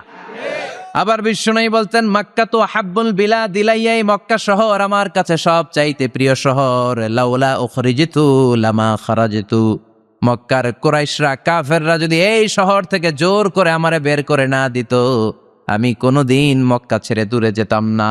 সুবহানাল্লাহ পড়ে। বিশ্বনবীর জন্মস্থান এই শহর, যেখানে বিশ্বনবী জন্মেছেন ওইখানে আছে মাকতাবা, লাইব্রেরি। কি আছে? হজ ওমরা যারা করেছেন তারা দেখবেন ওখানে গেলেই ফ্রিতে বই দেয়। কি দেয়? বিশ্বনবীর জন্মস্থানে গেলে যেই ভাষার হন, বাঙালি গেলে বাংলায়, ইংরেজ গেলে ইংরেজিতে, সবাইকে ফ্রিতে বই দেয়া হয়। বিশ্বনবীর জন্মস্থানের ঠিক পাশেই আবু জাহেলের জন্মস্থান। ওইখানে কি আছে জানেন? হ্যাঁ, হাম্মাম, হাম্মাম আবি জাহাল। বাঙালি হাজিদের বুক ভরা ঘৃণা তার জন্য। বাঙালি হাজিরা বলে, আবু জাহিল্লার টয়লেট কই, যাইয়া সব ভরাই দিয়া শুন। জেদ্দাতে নেমেই খুঁজতে আরম্ভ করে, আবু জাহিল্লার টয়লেট কই। সবাই বলে, এই না জেদ্দায় আসলেন, মক্কা তো আর 80 কিলো দূরে, আপনি যাবেন, ওমরা করবেন, বিশ্রাম নেবেন হোটেলে, এরপরে জেয়ারা যখন করায় তখন ওখানে নেয়। কিন্তু নাইম্মাই কই, আবু জাহিল্লার টয়লেট কই। কি ক্ষোভ তার প্রতি, না? কি ক্ষোভ আর ঘৃণা! আর বিশ্বনবীর জন্য অন্তর ভরা ভালোবাসা আছে না নাই? এজন্য ইসলাম হচ্ছে শান্তির ধর্ম। জঙ্গিপনা যারা করে, সন্ত্রাসবাদের কথা যারা সমাজে উস্কে দেয়, তাদের জন্য ইসলামে কোনো শান্তি নাই। আবু জাহেল ছিল সন্ত্রাসদের লিডার, ঠিক কিনা? Leader of the all terrorist, কুখ্যাত ইন্টারন্যাশনাল সন্ত্রাসী আবু জাহেল। আর বিশ্বনবী ছিলেন মুজাহিদ। বিশ্বনবী কি ছিলেন? মুসা আলাইহিস সালাম ছিলেন মুজাহিদ। ফেরাউন ছিল কুখ্যাত সন্ত্রাসী আর জঙ্গি, ঠিক কিনা? সাইয়েদনা ইব্রাহিম ছিলেন মুজাহিদ আর নমরুদ ছিল জঙ্গি, ঠিক কিনা? যারা ইসলামের পক্ষে কথা বলে তারা মুজাহিদ, আর যারা ইসলামের বিপক্ষে তারা সন্ত্রাস আর জঙ্গি। চিল্লায় বলেন ঠিক কিনা? সে আল্লাহ ডেকে বললেন, গোলামুত্তিনি ওয়াজ-যাইতুনি ওয়া তুরি সিনিন ওয়া হাযাল বালাদিল আমিন। 3 ফলের কসম, জাইতুনের কসম, তুর পাহাড়ের কসম, বিশ্বনবীর জন্মস্থান মক্কাতুল মুকাররমার কসম। 4টা জিনিসের কসম কেটেছে কে? আল্লাহ। কয়টা জিনিসের? 4টা জিনিসের কসম কেটে আল্লাহ একটা কথা বলবেন। ওই কথাটার গুরুত্ব বেশি না কম? লাকাদ খালাকনাল ইনসানা ফি আহসানি তাকওয়িম। সবাই পড়েন, লাকাদ খালাকনাল ইনসানা ফি আহসানি তাকওয়িম। নিশ্চয় আমি মানুষের চেহারাটারে, আকৃতিটারে বড্ড চমৎকার আকৃতি দিয়ে তৈরি করেছি। সুবহানাল্লাহ। মানুষের মতো কোনো সুন্দর প্রাণী পৃথিবীতে নাই, আছে? গরু দেখবেন সবগুলোর চেহারা একরকম। কুকুরের অলমোস্ট সব কুকুরের কেন্দ্রীয় চেহারা এক, সব ছাগলের কেন্দ্রীয় চেহারা এক। কিন্তু একটা মানুষের সাথে আরেকটা মানুষের চেহারা মিলে? আমার সাথে হুজুরের চেহারার মিল আছে, হুজুরের সাথে ভাইয়ের, ভাইয়ের সাথে আপনার। 700 কোটি মানুষ নাকি পৃথিবীতে এখন আছে। এই 700 কোটির সাথে একটার লগে আরেকটার মিলে? কত 700 কোটি ময়রা কবরে ভূত হয়ে রইছে, একটার সাথে আরেকটার মিল ছিল? আরো কত 700 কোটি যে কিয়ামতের আগে আসবে, একজনের সাথে আরেকজনের চেহারার কোনো মিল খাবে? এরপর আপনি হিউম্যান অ্যানাটমি নিয়ে গবেষণা করেন, পায়ের পাতা থেকে শুরু করে মাথার তালু পর্যন্ত একটার পর একটা অঙ্গ এমন ভাবে আল্লাহ তৈরি করেছে, পৃথিবীর কোনো ডিজাইনারের কোনো ডিজাইন দ্বারা এটাকে মাপজোক আর পরিমাপ করা সম্ভব না। চিল্লায় বলেন ঠিক কিনা? এজন্য আল্লাহ বললেন, লাকাদ খালাকনাল ইনসানা ফি আহসানি তাকওয়িম। মানুষকে চমৎকার আকৃতি দিয়ে তৈরি করেছে কে? আমাদের যেই অঙ্গটা ঠিক যেখানে বসানো দরকার ঠিক সেই অঙ্গটা আল্লাহ তাআলা ওইখানেই বসিয়েছে, ঠিক কিনা? আল্লাহর সৃষ্টির মধ্যে কোনো খুঁত ধরার ভুল ধরার ক্ষমতা কারো আছে? এক লোক বট গাছের তলায় বসে বিশ্রাম নিচ্ছে আর বট ফল দেখে অবাক যে এত মোটা বট গাছ, ফলগুলো এত ছোট। বট ফল ছোট হয় না নাকি এত বড়? আর পাশেই ছিল কুমড়া গাছ, লাউ গাছ। আল্লাহরে গালে দিতেছে। আল্লাহর কি রুচি! চিকন চিকন কুমড়া গাছ, চিকন চিকন লাউ গাছ, এত বড় ফল, আর ইয়া মোটা বট গাছ, এতটুকু ফল। আল্লাহরে গালি দিতে দিতে ঘুমায় গেছে। আল্লাহরে গালি মারতে মারতে কখন যে ঘুমায় গেছে নিজেও জানেন। হঠাৎ একটা বট ফল পড়ছে একেবারে নাকে, লাফ দিয়ে উঠেছে। উঠে দেখে নাক দিয়ে রক্ত বেরোচ্ছে, ব্লিডিং। নাকের রক্ত মুছে আর পড়তে আরম্ভ করছে আলহামদুলিল্লাহ। কি পড়ে? মনে মনে কয়, আল্লাহরে কেন গালি দিলাম?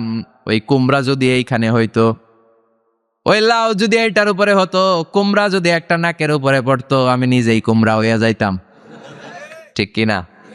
সুবহানাল্লাহ পড়েন। মা খালাকতা হাদা বাতিলা। এমনি এমনি আল্লাহ কিছু বানায় নাই, যেখানে যেটা যতটুকু দরকার সেটা করে দিয়েছে কে? চোখ যেখানে থাকা দরকার চোখ দিছে কে? নাক যেখানে দরকার নাক দিছে কে? চোখ কান এদিকে না হইয়া যদি অন্যদিকে হইতো সুবিধা হইতো? চোখ দুইটা মনে করেন এদিকে নাই, আছে এদিকে, এদিকে একটা চোখ, এদিকে, সুবিধা হইতো? খাওয়ার সময় আমরা প্রথমে দেখি, নাক দিয়ে শুকি, তারপরে মুখে মারি, ঠিক কিনা? তো চোখ যদি পিছনে হইতো প্রত্যেকটা খাবার নিয়ে চোখটা দেখানো লাগতো এইভাবে, তাই না? নাকও যদি এইখানে না হয়ে এদিকে নাকটা হইতো, খাবার নিয়ে ঘ্রাণ শুকতে চাইলে পেছনে নেই। দেখেন কি সেটিং! চোখ যদি এইখানে না থেকে মাত্র 2 ইঞ্চি উপরে যদি আল্লাহ দিত, এদিকে একটা চোখ এদিকে একটা চোখ, সেজদা দিতে পারতেন? চোখ বন্ধ করে সেজদা দেওয়া লাগতো, ঠিক কিনা? ফুটবল খেলতে পারতেন? ফুটবলে হেড দিলে ডিমের মতো পোজ হয়ে যেত চোখ দুইটা। সুবহানাল্লাহ পড়বেন না? দেখেন কানের কি সেটিং! কান যদি এইখানে না দিয়ে এই কানটা আল্লাহ এই বগলের নিচে দিত, আর এই কান যদি এই বগলের নিচে দিত, আজকে ওয়াজ শুনতেন কেমনে? এমনে। হাত তোলেন সবাই। 1.5 ঘন্টা আজারি সাহেবের আলোচনা, এমনে থাকেন 1.5 ঘন্টা, হাত দুইটা তুলে থাকা যায় তো? হাত নামাইলে ওয়াজ শোনা যায় না, হাত উঠাইলে শোনা যায়। সুবহানাল্লাহ পড়েন। যেখানে যেটা যেভাবে দরকার দিয়ে দিয়েছে কে? আবার এখানে এয়ার ক্যানেল দিলেন। অনেকে কয় এগুলা দিছে কেন? এই ক্যানেল কিন্তু দরকার। ক্যানেল না থাকলে আপনার কথা ঢুকবে না, আপনি বুঝবেন না। অনেকের এই কানের ডিফেক্ট আছে, ডিফর্ম বেবি, এই রোগ নিয়ে জন্মাইছে, কানে মেশিন লাগানো লাগে, এই ক্যানেলের সমস্যা। এটা কেটে দিলে আপনি কান কাটা রমজান। কান কেটে দিলে আপনি কান কাটা রমজান হয়ে যেতেন। এই ক্যানেল দিয়ে ঘুরে ঘুরে সাউন্ড ওয়েভ গুলো যায়, ফলে আমরা শুনতে পাই। এই ক্যানেল না থাকলে শুনতে পেতাম না। তার মানে মা খালাকতা হাদা বাতিলা, এমনি এমনি কিছু দেয় নাই। 206টা হাড্ডি দিয়ে আমাদের মানুষের দেহ, ছোট্ট হাড্ডিটা আল্লাহ দিয়ে দিছে এখানে। এটার ভিতরে একটা ড্রাম আছে, এটার বলে এয়ার ড্রাম। সাউন্ড ওয়েভ, শব্দ তরঙ্গ এয়ার ড্রামে নক করে, এরপরে outer air, middle air, inner air হয়ে ইলেকট্রিক্যাল সিগন্যালের মাধ্যমে যাই দেখে যায়, ব্রেনের সাথে কানেক্ট হতে হলে ইলেকট্রিক্যাল সিগন্যাল দিয়ে কানেক্ট হতে হয়। এই সাউন্ড ওয়েভ, শব্দ তরঙ্গগুলো ইলেকট্রিক্যাল সিগন্যাল দিয়ে ট্রান্সমিট হয়ে ব্রেইনের হেয়ারিং নার্ভ, শুনবার যে স্নায়ু, ওইখানে নক করে। নক করা মাত্রই শব্দ তরঙ্গ আপনার শুনবার অনুভূতি জাগায়। এই সূক্ষ্মাতি সূক্ষ্ম কাজ কত ছোট্ট আর অল্প সময়ে করে দিচ্ছে কে? চোখ দিয়ে তাকানো মাত্রই দেখি কত রঙের রং দেখি। Human eyes can identify, can recognise more than 10 million colours. আমার কথা না, চক্ষু বিশেষজ্ঞদের কথা। মানুষের চক্ষু 10 মিলিয়নেরও বেশি রং, 1 মিলিয়নে 10 লাখ, 10 মিলিয়নে 1 কোটি, 1 কোটিরও বেশি ধরনের রং এই চোখ শনাক্ত করতে পারে। সাইজ মাত্র 2 মিলিমিটার। ছোট্ট এই চোখ দিয়ে এত কিছু দেখার সুযোগ দিয়েছে কে? এই দুটি চোখ দিয়েছি বলে দেখো যে কত অপরূপ নয়নাভিরাম, খেতে খামারের জোড়াই জ্বালা বিধুরধু, তোমার দেয়া চোখের শুকুর জানাবো তার ভাষা কই। যতই দেখি ততই যেন পলক ছাড়া চেয়ে রই। সুবহানাল্লাহ পড়ে। যতই দেখি ততই যেন পলক ছাড়া চেয়ে রই। এভাবে আমাদের দেহের প্রতিটি অঙ্গ সেট আপ করেছে কে? আল্লাহু আকবার। এজন্য রব্বুল আলামিন বলেন, লাকাদ খালাকনাল ইনসানা ফি আহসানি তাকওয়িম। আমি মানুষকে সবচাইতে সুন্দর আকৃতিতে তৈরি করেছি। সুবহানাল্লাহ। আমরাই শুধু মাথা উঁচু করে দাঁড়াতে পারি, গরু এরকম মাথা উঁচু করে দাঁড়াতে পারে? গরুর মাথা নিচে, ছাগলের মাথা নিচে, সবার মাথা নিচে। মানুষই দুই পায়ে ভর করে শির দ্বারা, মানে স্পাইনাল কর্ডের উপর টান টান হয়ে মাথাটা উঁচু করে এইভাবে দাঁড়ায়। পৃথিবীতে একটাই সৃষ্টি, এজন্য আল্লাহ এই সৃষ্টির নাম দিয়েছে আশরাফুল, যে মাখলুকাতের কাছে নূরের ফেরেশতাও সেজদা দিতে বাধ্য হয়েছে, ঠিক কিনা? তুমি মাটির আদমকে প্রথম সৃষ্টি করিয়া ঘোষণা করিয়া দিলে শ্রেষ্ঠ বলিয়া, তাই তো নূরের ফেরেশতা করে আদমকে সেজদা, ঠিক কিনা? তাই তো নূরের ফেরেশতা করে আদমকে সেজদা, সবার চেয়ে সম্মান দিলে মাটির আদমকে। আল্লাহু আল্লাহু তুমি জাল্লে জালালুহু, শেষ করা তো যায় না গে তোমার গুণগান। আল্লাহু আল্লাহু, সুবহানাল্লাহ পড়েন। আশরাফুল মাখলুকাত বানালেন। এত বৈচিত্র্য মানুষকে আল্লাহ দিয়েছেন, বিবেক দিয়েছেন, আবেগ দিয়েছেন, বাক শক্তি, কথা বলার ক্ষমতা। কোন প্রাণীর আছে? সুবহানাল্লাহ কইবেন না? বিবেক দিয়েছেন, আবেগ দিয়েছেন, বাক শক্তি দিয়েছেন, উপলব্ধি করবার মতো ক্ষমতা দিয়েছেন। আশরাফুল মাখলুকাত বানিয়েছেন এই মানুষকে। এই মানুষের মধ্যে আল্লাহ অনেক ক্যাপাসিটি দিয়েছেন। আবার আল্লাহ বললেন, ওয়ামিন আয়াতিহি খালকুস সামাওয়াতি ওয়াল আরদি ওয়াখতিলাফু আলসিনাতিকুম ওয়া আলওয়ানিকুম ইন্না ফি যালিকা লাআয়াতিন লিল আলিমিন। আমার সৃষ্টির মধ্যে অসাধারণ সৃষ্টি, আকাশ এবং জমিন সৃষ্টি, গায়ের রঙের ভিন্নতা, ভাষার ভিন্নতা। সুবহানাল্লাহ। আমরা কোন ভাষায় কথা বলি? কথা বলেন। আপনি কি মনে করছেন সারা ওয়ার্ল্ডে এই ভাষায় কথা বলে? ইন্ডিয়ানরা বলে হিন্দিতে, ইংরেজরা বলে ইংরেজিতে, আরাবিয়ানরা বলে আরবিতে, ঠিক কিনা? আমার দেশের বাইরের প্রথম সফর ছিল 2008-এ। সেই থেকে এক যুগ চলছে এখন সফর। ওই সফর যে কত দরকার ছিল, ওই সফরের আগে এই গ্লোবাল ইসলামকে দেখার সুযোগ আমার হয়নি। মানুষের যে কত ভিন্নতা, কত ভাষায় যে মানুষ কথা বলে। 2008 সালে আমি যখন আমার ইউনিভার্সিটিতে গেলাম, মাগরিবের সালাতের সময় পৌঁছেছি। আজান হওয়ার সাথে সাথে দেখলাম students of more than 100 nationalities, they are coming out from their hostel to offer Maghrib prayer. মাগরিবের আজান দেখলাম হোস্টেল থেকে বিভিন্ন রঙের ছেলেপেলেরা মাগরিবের সালাত পড়ার জন্য বেরোচ্ছে। এক একটার কালার এক এক রকম, এক একটার ভাষা এক এক রকম। আমরা বাংলায় বললে আরাবিয়ানরা বুঝে না, আরাবিয়ানরা আরবিতে বললে ইন্ডিয়ানরা বুঝে না, ইন্ডিয়ানরা হিন্দিতে বললে ইংরেজরা বুঝে না, চাইনিজরা মান্ডারিনে বললে কেউ বুঝে না। চিয়াং ফিয়াং জিয়াং, এগুলো হচ্ছে চাইনিজ ভাষা। ইয়াং শিয়াং দিয়ে যখন কথা বলে কেউ বুঝে না। প্রথম মাগরিবের সালাত পড়ে আমি প্রথম নিগ্রু মানুষ আবিষ্কার করলাম। এর আগে কোনোদিন কালো মানুষ দেখি নাই। সালাম ফিরে ডানে দেখি এক নিগ্রু, বায়ে দেখি আরেক নিগ্রু। আমি মনে করছি কিরামান কাতিবিন। এ নিগ্রু দেখে আমি দিছি দৌড়। সবাই কয় দৌড়ান কেন? আমি বললাম এরা কারা? আমারে বলা হলো এরা আপনার বন্ধু। এরা কি? এই কালো লোক নাকি আমার বন্ধু। বলল 5 বছর এই নিগ্রুদের সাথে আপনার থাকতে হবে। 100টারও বেশি দেশের ছাত্র আমরা একসাথে থেকেছি। কারো ভাষা কেউ বোঝে না, কারো গায়ের রঙের সাথে কারো গায়ের রঙের মিল নাই। চিল্লায় বলেন সুবহানাল্লাহ।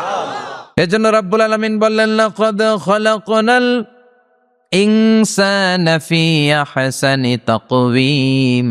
আমি মানুষকে চমৎকার আকৃতিতে তৈরি করেছি। সুম্মা রাদাদনাহু আসফালা সাফিলিন। তারপর মানুষকে আমি আবার নিম্নমুখী করেছি। মানুষের সৌন্দর্যটা সবসময় থাকে না।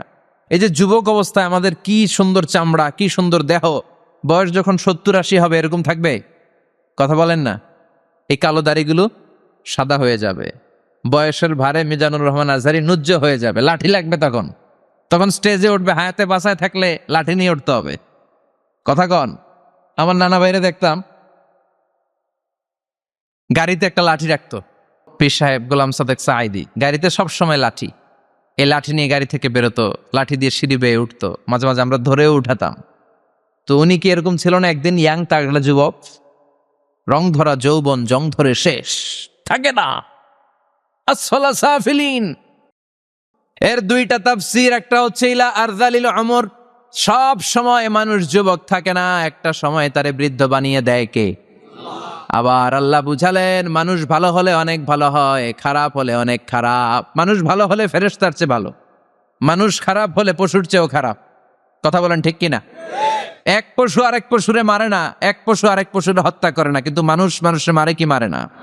A lion never kills a lion, a dog never kills a dog, an elephant never kills an elephant. একটা হাতি একটা হাতিরে মারে না, কুকুর কুকুরে মারে না, কিন্তু মানুষ মানুষকে মারে কিনা?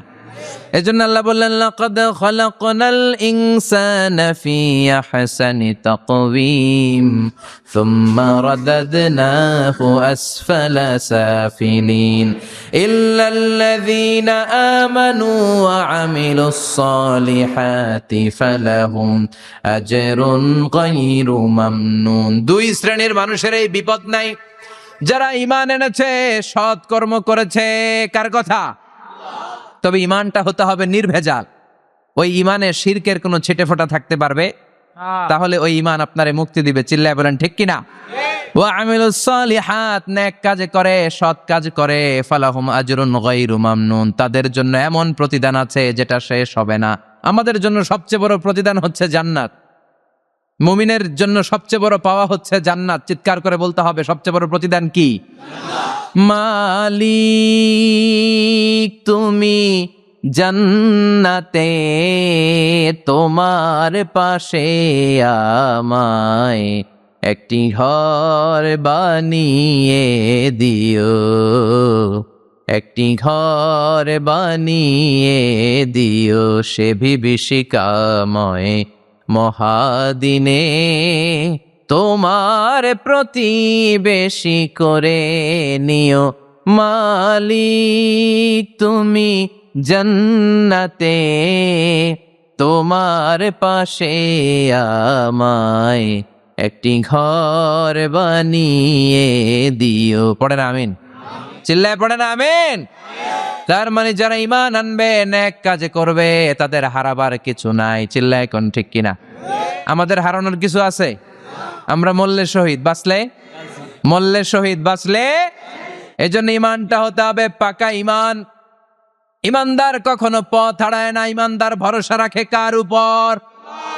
আপনি যদি ঈমানের পক্ষে থাকেন, কোরআনের পক্ষে থাকেন, ইসলামের পক্ষে থাকেন, আপনার উপর আযাব আসবে, গজব আসবে, বিপদ আসবে, নবীদের উপর যেমনি এসেছে। ঠিক কিনা?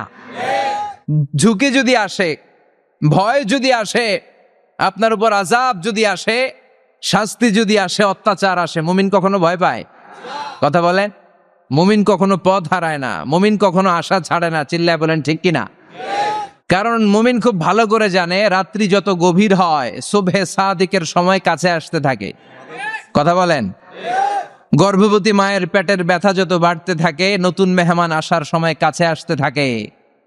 তেমনি ইসলামের পক্ষে যারা কথা বলে, ইসলামের পক্ষে যারা লড়াই করে, হকের ব্যাপারে যারা বাতিলের বিরুদ্ধে আপোষহীন, তাদের উপর যত অত্যাচার আসবে, ইসলামের বিজয়ের সময় কাছে ঘনাতে থাকবে। চিল্লায় বলেন ঠিক কিনা? ইসলাম জিন্দা হোতা হয় হার কারবালা কি বাত। প্রতিটা কারবালার রক্তক্ষয়ী সংগ্রামের পরে ইসলামের বিজয় আসে। ইসলামের বিজয় মিষ্টি কথায় আসে না, ইসলামের বিজয়টা এমনি এমনি আসে না। ইসলাম জিন্দা হোতা হয় হার কারবালা কি বাত। প্রতিটা কারবালার রক্তক্ষয়ী সংগ্রাম দিয়ে ইসলামের পতাকা উড়ে। চিল্লায় বলেন ঠিক কিনা? সে আল্লাহ বললেন ইল্লাল্লাযীনা আমানু ওয়া আমিলুস সালিহাতি ফালাহুম আজরুন গায়রু মামনুন ফামা ইউকাযযিবুকা বা'দু বিদ্দীন আলাইসাল্লাহু বিআহকামিল হাকিমিন। ও নবী, এরপরেও কোন জিনিস তাদেরকে ইসলাম থেকে দূরে রাখে? তাদেরকে জিজ্ঞেস করেন আমি কি শ্রেষ্ঠতম বিচারক নই? সব বিচারকের শ্রেষ্ঠ বিচারক কে? কার বিচারে কোনোদিন জুলুম হয় না? চিল্লায় বলেন। আল্লাহর বিচারে কেউ কোনোদিন ঠকবে? তিনি সবচেয়ে শ্রেষ্ঠতম বিচারক। বিশ্বনবী বললেন সূরাতুত তিন তেলাওয়াত করতে করতে কেউ যখন এই অষ্টম আয়াতে চলে আসে, সেজন্য বলে বালা ওয়া আনা আলা যালিকা মিনাশ শাহিদিন। আল্লাহ, আমি সাক্ষ্য দিচ্ছি আপনি শ্রেষ্ঠ বিচারক। আপনার চাইতে শ্রেষ্ঠ বিচারক হতে পারে? দুনিয়াতে যে বিচারগুলো পান নাই, আপনি কি মনে করছেন আখেরাতে এই বিচার হবে না? কথা বলেন। আপনার উপর জুলুম করা হয়েছে, আপনাকে নির্যাতন করা হয়েছে, এগুলোর বিচার করবে কে? আপনার জমি মেরে খেয়ে দিয়েছে, আপনার সম্মান নষ্ট করেছে, বিচার করবে কে? যত অন্যায় বিচার পৃথিবীতে হয়েছে এগুলোর নতুন করে বিচার হবে। সেই বিচারকের সবচেয়ে বড় বিচারকের ভূমিকা পালন করবে আমাদের আল্লাহ। আহকামুল হাকিমিন। আল্লাহ put a question to the audience, to the মুমিনিন। মুমিনদের কাছে আল্লাহ একটা প্রশ্ন রেখে এই সূরাটা শেষ করেছেন। আলাইসাল্লাহু বি আহকামিল হাকিমিন, আমি কি শ্রেষ্ঠতম বিচারক নই? এজন্য আমাদের ভরসা সবসময় একজনের উপর, তিনি কে? আর মুমিন কখনো আশা হারায় না। মুমিন তাওয়াক্কুল করে কার উপর? ভরসা রাখে কার উপর? বিপদে আপদে, সকালে বিকালে, সর্বাবস্থায় ফরিয়াদ করে একজনের কাছে, তিনি কে? আল্লাহ আমাদের সবাইকে কথাগুলো বুঝার আমল করার তৌফিক দান করুক। আমরা পড়ি আমিন। আর জোরে পড়েন আমিন। সুবহানাকাল্লাহুম্মা ওয়া বিহামদিকা আশহাদু আল্লা ইলাহা ইল্লা আনতা আস্তাগফিরুকা ওয়া আতুবু ইলাইক।